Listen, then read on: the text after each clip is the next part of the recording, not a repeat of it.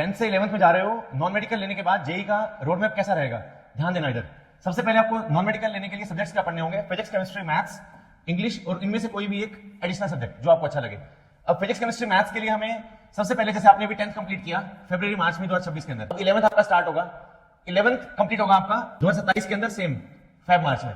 इस दौरान बहुत शिद्दत से पढ़ना होगा आपको फिजिक्स, केमिस्ट्री और मैथमेटिक्स। जैसे आप आगे बढ़ोगे 12th के दौरान, 12th के अंदर साथ साथ 12th चल रही है 2028 जनवरी, यहां पर होगा आपका जेई मेंस का पहला अटेम्प्ट, जिसमें सिलेबस क्या आएगा, फिजिक्स, केमिस्ट्री और मैथ्स। आगे बढ़ेंगे, फैब के अंदर आपके बोर्ड्स होंगे 2 साल बाद, +2 के board examination. Just board examination के जस्ट बाद अप्रैल के अंदर एक और अटेम्प्ट होगा आपका जेई मेंस का, अटेम्प्ट नंबर 2, जेई मेंस 2 बोलते हैं, जेई मेंस अटेम्प्ट 2। दोनों में से जो आपके मार्क्स बेस्ट आएंगे, इन दोनों अटेम्प्ट में से जहां बेस्ट मार्क्स आएंगे वो काउंट होंगे।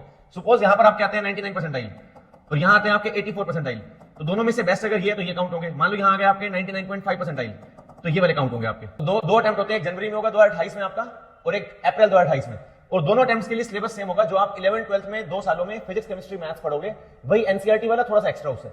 एनसीईआरटी आप पढ़ोगे जैसे आपने 10th का एनसीईआरटी पढ़ा है, वैसे ही 11th 12th में आप फिजिक्स, केमिस्ट्री, मैथ्स की एनसीईआरटी पढ़ोगे, वही सेम एनसीईआरटी का सिलेबस थोड़ा सा ऐड ऑन करके, थोड़ा क्वेश्चन का लेवल अप करके जेईई मेंस का एग्जाम बन जाता है। कोई अलग से सिलेबस नहीं पढ़ना, वही कॉन्सेप्ट, वही टॉपिक्स जो आपके एनसीईआरटी में आने हैं, वही सेम उसका एग्जाम होगा जनवरी में और अप्रैल में। बोर्ड्स तो आप दोगे बेटा, बोर्ड्स के लिए भी एनसीईआरटी पढ़ोगे, जेईई के लिए भी एनसीईआरटी पढ़ोगे, थोड़ा सा एक्स्ट्रा ऐड ऑन करना है। जैसे हम आगे बढ़ेंगे, 2 अटेम्प्ट दिए हमने जेईई मेंस के। जेईई मेंस कौन लेता है, एक एजेंसी है एनटीए, नेशनल टेस्टिंग एजेंसी, जो कनेक्ट कराती है जेईई मेंस का एग्जामिनेशन। दोनों में से अटेम्प्ट के मार्क्स काउंट होंगे। उसके बाद ये एग्जामिनेशन मान लो दिया 15 लाख बच्चों ने, उन्हें एवरेज 12 लाख 13 लाख बच्चों ने, 15 लाख में से 2-2.5 लाख बच्चे सिलेक्ट होते हैं जेईई एडवांस के लिए, जिनके मार्क्स, जैसे ये एग्जामिनेशन होता है 300 नंबर का, ये एग्जाम होता है हमारा 25 क्वेश्चन फिजिक्स के आएंगे, 25 केमिस्ट्री के, 25 मैथ्स के, एक क्वेश्चन 4 नंबर का होगा, तो 100 नंबर का फिजिक्स, 100 केमिस्ट्री, 100 मैथ्स मिला के हुआ 300 मार्क्स का एग्जामिनेशन।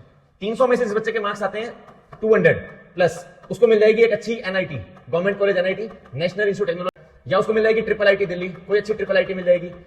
उस बच्चे को शायद गवर्नमेंट फंडेड इंस्टीट्यूट्स, जीएफआईटी, वो मिल जाएंगे।